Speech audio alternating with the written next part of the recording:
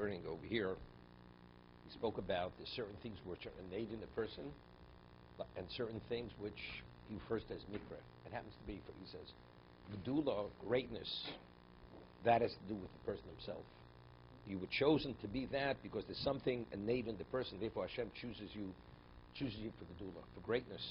Let's say a person has chokhmah. Chokhmah it has relevance to the person. Just because the father is the chokhmah, the child's not the chokhmah.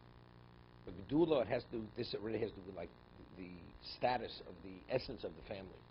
If he went to explain, the Gemara says when Hashem chooses Gedula for a family, the whole family, it's for him and his family till the end of time. They have relevance to greatness. I'll give an example with royalty. If Hashem established someone to royalty, his children are also royalty, whether they actualize it or not, but it doesn't change the reality of who they are. Talk about pedigree. A person has pedigree. Pedigree is the essence of the person, right? He may misbehave, but he still has pedigree. In terms of yichus, what we call yichus, comes from a special family. Right? He may be a black sheep, but he's still what? They gave the example. You have an ox. What is an ox? It's a species. What about if it's white or black or gray? That's mikra. That's not the essence of the ox. The essence of the ox is it's DNA. The color, that's not the essence of the ox. So I'm saying, somebody asked me a question. Yes, there's been somebody from Israel on the way home. Somebody asked me a question, so it was phenomenal. And it has to do with the Maharal, which we were learning. They asked me a question that a melech, to become a king, you have to be anointed. The only people who have relevance to the anointing oil are Kohanim, to become a Kohen Gadol, right? That's how you become, or a king, Malchus Beis David. You only anoint kings from the Davidic line, right? After it was split, the king from Melchis, from the other half, he wasn't permitted. Anointing oil, you're not permitted to put on Izor. Person who's considered an ordinary person, you can't put anointing oil on him. It's only to elevate him to the Kohen Gadol or that. So he asked the question, it says explicitly in the Gemara in Shavuos that Moshe was Melech. Moshe was Melech.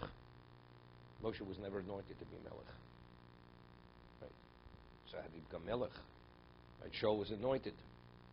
So what I said was, he explained, what is a Melech? What is the difference between a Melech and a person before becomes a Melech? He explained that we had he quoted before that Rabbi Shu was traveling with Rabbi Gamliel, and he was impressed. Rabbi Gamliel knew the star that rose in 70 years. We hear when we learned this, okay?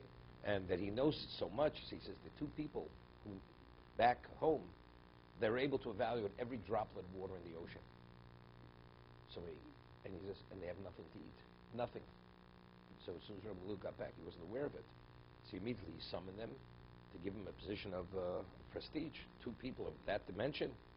So they were very humble. So they didn't respond to a summons. They say summon them, they did not come. Some the second time they come. And he says, you think I'm giving you greatness?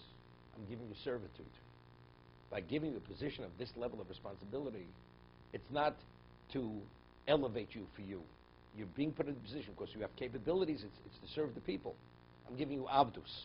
I'm not giving you sorora that you should dominate, but rather you become a servant. I'm putting you in a position you should be the servant of the people. So he says, what's a melech? A melech, his function, his value is to serve the people. The melech.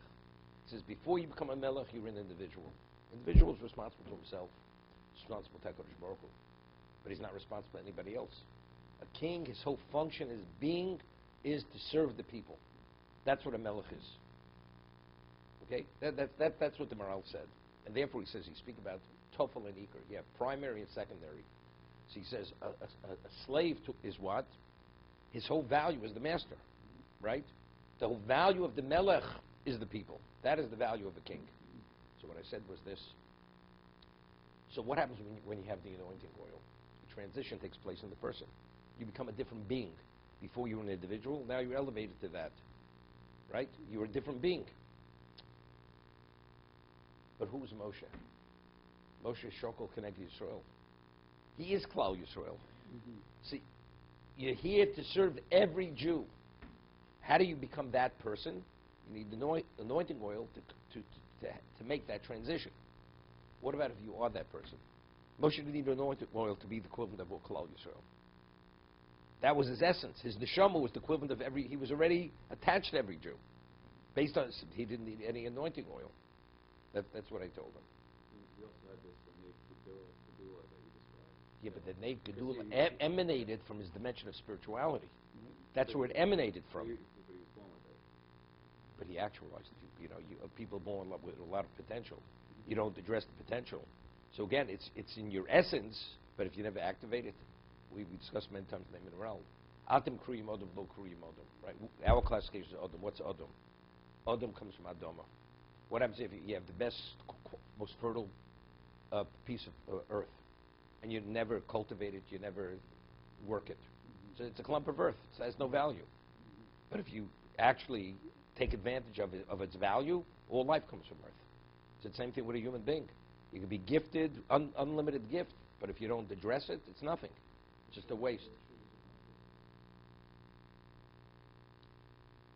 Yeshua was anointed. Was a melech. Yeshua was not melech. He was leader. Moshe was melech. He was a success, but not become. He wasn't melech. Moshe says Moshe's status was melech.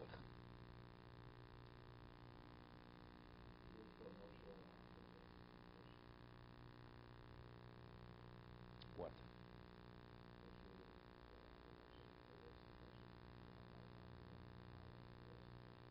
No, Aaron was anointed. Aaron became because he was a Levi before. Before he was anointed, he was a Levi. So it's understood to become a Kohen, you have to be anointed. That what? Aaron never asked questions. No, Kohen doesn't anoint. Kohen doesn't do the anointing. No. The Sanhedrin does this anointing. The Sanhedrin anoints. Even the king's anointed by the Sanhedrin. It's not a service of a Kohen to anoint. Who anointed the Mishkan? Moshe anointed the Mishkan. Moshe anointed Aaron Ubanim. Moshe did the anointing. Because Moshe was the equivalent of Sanhedrin. He was the Sanhedrin. Okay. Back to Megillah.